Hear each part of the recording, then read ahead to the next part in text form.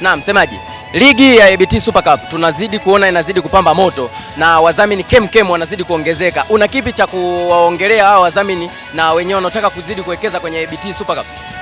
Kwanza kabisa ni kushukuru, lakini pia ni washukuru wale wote ambao mnakuja kutangaza biashara zenu na ligi ya ABT Super Cup 2026. Kwanza sisi tuna offer. Baada ya kuona kwamba matangazo yanazidi kuwa mengi, lakini pia watu wana biashara na wengine ni wafanyabiashara wakubwa, wengine ni wadogo. Kwa hiyo tunatamani wote watangaze biashara zao. Tumeamua kutoa bei ya punguzo.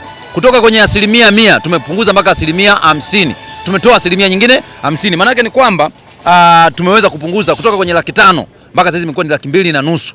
Unaweza ukaja kufanya nini? Kufanya tangazo na ABT Super Cup. Lakini pia niwakumbusha kitu kimoja kwamba leo siko sawa sana kwa sababu pia kwenye uwanja wetu huu wa Matunda City tuliweza kuondokewa na mmoja kati ya watu wa karibu sana, wadau wa uwanja huu.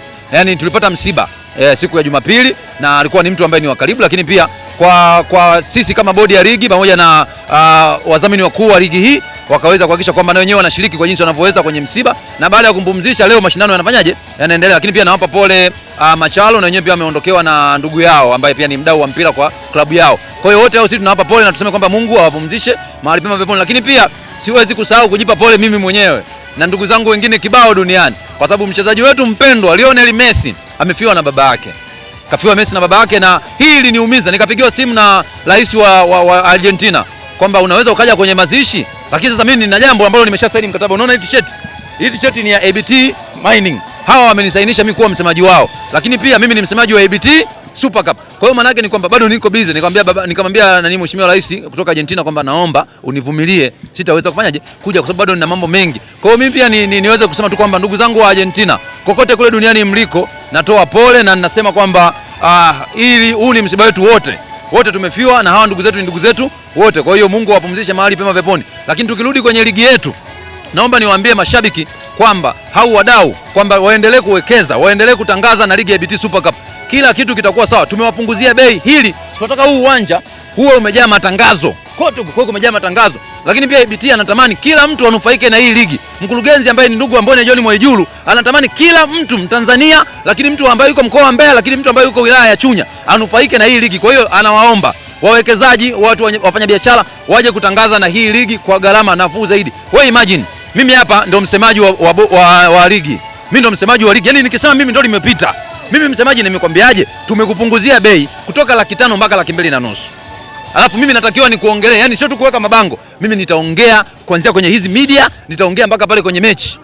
Wakati mpira unachezwa kuna matangazo, nitaongea kukutangaza wewe mtu mfanyabiashara ambaye umetangaza biashara yako na ABT Super Cup. Kwa hiyo mimi niwaombe wafanyabiashara, leteni matangazo yenu kwa bei ya punguzo kabisa, 50% tumepunguza ili kila mtu afanye biashara yake. Nadhani tunaelewana.